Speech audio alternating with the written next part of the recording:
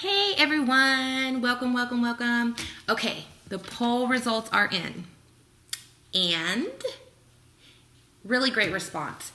The question was, do you think cheating is a deal breaker if there is loss of intimacy, communication, and trust?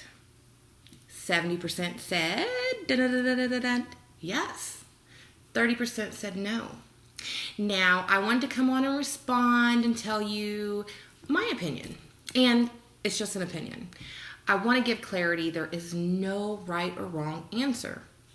The reason for that is we all have different levels of investment, meaning that you or someone else could have put in totally different time lengths mentally, emotionally, financially. You've invested, you have family, kids, grandbabies, you've been together for such a long time. Whatever the case may be, it could be your soulmate. And this could be one of your boundaries. No cheating. Or you may not like it or want it, but it's not a deal breaker as far as just leaving 100%, So my answer, I'm going to give in a moment, so you have to wait. But I do want to give clarity on that, okay? Everyone that responded, it was their opinion. So let's not get attitudes or, try to correct someone or say they're wrong. With me, I have kind of different responses depending on the age, the maturity level that I was at, and my background, okay? So in my background, when I was young, I've seen a lot of relationships, but there was, sometimes not so much respect there as far as, the cheating side or whatever. And I was around very strong personalities, meaning they had their opinion. They kind of did what they wanted to do. And as a child, I've seen a lot of this. And as a child, I grasped towards the harder side. It's about me. It's my way or the highway.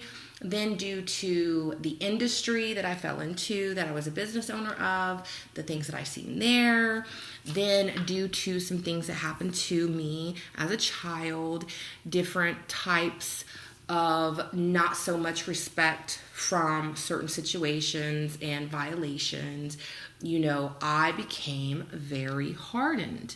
And I felt that you had to prove your love to me. So if you passed one test, believe me, another one was coming. Because I didn't believe that you could just love me that much. And I knew that I was lovable, and I knew that people love me. I have dated some really awesome, cool people, and I know truly in my heart that I really cared about some of them and they really cared about me. But I was complex. I was not so easy to deal with. And I'm not saying all of them were, but we're talking about me, okay? And we're talking about your response. So me, I'm going to be transparent with you guys. I was complex in my younger days. And the more mature I became, the better I've got. The more seasoned I've got, the more I've seen that everybody's not out to get me. People do really care, but it took growth within me to see that. So the first level that I'm talking about was me. I was the cheater. And it doesn't mean that I didn't love or like these people that I dated or respected them. It just meant I was damaged, I was broken, I needed to heal. Okay, that's the one level to it. And that's not really giving you an answer. It's just giving you some substance and fluff to fill in how I was, my thoughts. So cheating wasn't a deal breaker on my end if I did it, but it was a deal breaker if they did it. So hypocritical, right? Okay, so the more older I got, I became in love with love, or thought that it was kind of cool, and I still thought it was for everybody but me, So I was still one of them people that was very rough around the edges and needed to be polished, and it wasn't, once again, that I had an ego and I was cocky. I mean, at times I did, but it was more that I needed people to prove that they love me. Now, that has gone down less, and I have overcame a lot in my trials and tribulations with myself and what I feel is a successful relationship. And I had a failed marriage, which we didn't really get married because of love. So in all the other relationships, we're not together now. So obviously something happened, and it was all more than cheating, but a lot happened.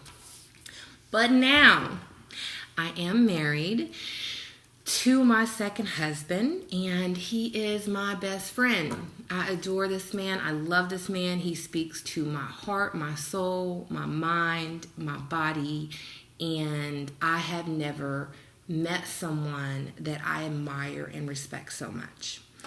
So this level that I'm at now, I'm in my 30s. Before 30, I sucked. Now that I'm in 30s, I have realized I'm not giving up my husband. This man is what I need, what I want, and is a real partner as far as helping me grow as a woman, as far as allowing me to see my queenship. Now, my husband is not a cheater. He's not. He comes from good cloth. He respects marriage. He respects me. He's an amazing man.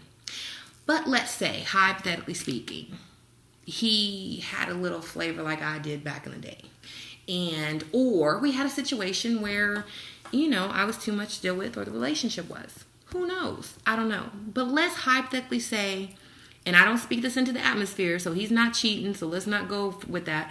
But let's say he did. Maybe there was distance in our relationship. Maybe we stopped communicating. Maybe, there was a loss of respect for whatever, which there's not, okay? I'm not leaving my husband. Like, that's not going to happen. And the reason I say that is because I have too much invested now. Now I know authentically in a relationship with someone outside my son, my family, what unconditional love is. Now, I'm only talking about cheating. I'm not talking about something on another level. Like I said, that's another video. But as far as this, if my husband was to ever disrespect me and do some dumb mess like that, the man that I know, the man that I married, I'm not going nowhere. He's bringing his butt back home. We're going to discuss it. We're going to figure out what happened. Where did we miss each other? So that communication that was in the question is going to get fixed because we're going to talk about it.